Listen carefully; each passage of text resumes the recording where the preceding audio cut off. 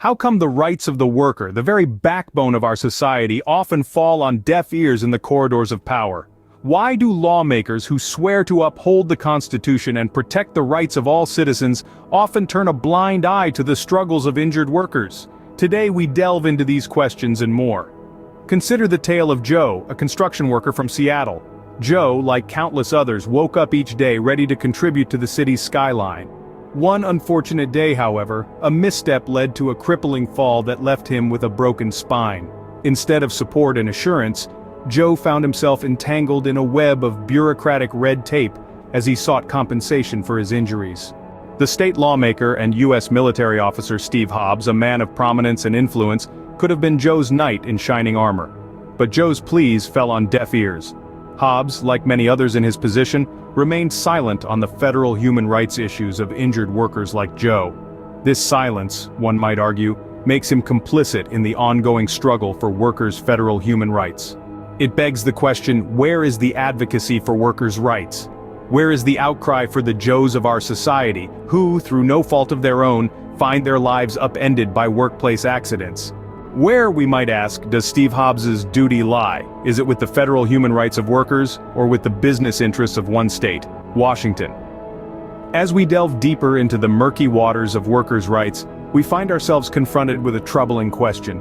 Is Hobbs misleading us when our federal government has stated that state lawmakers are failing us? The need for transparency and accountability from lawmakers like Hobbs is glaringly apparent. The impact of such duplicity on workers' rights and welfare is far-reaching. It creates an atmosphere of uncertainty and mistrust, where the very people who should be working to protect workers are instead working against them. It undermines the fundamental principles of justice and fairness that should underpin our society. The truth, it seems, is a casualty in the struggle for workers' rights. The need for a national work comp commission has never been more pressing. Such a commission would ensure that injured workers receive the support they need, without being caught up in the quagmire of bureaucracy. It would prioritize the welfare of workers over business interests, a balance that seems to have been lost in the current political climate. In this video, we have explored the plight of injured workers, exemplified by Joe's story, and the silence of lawmakers like Steve Hobbs. We've highlighted the need for a national work comp commission and the prioritization of workers' welfare over business interests. The struggle for workers' federal human rights is ongoing, but with increased awareness and advocacy, we can hope to shift the balance in their favor. Remember, in a society where the rights of the worker are not prioritized, the foundations of that society are shaky at best.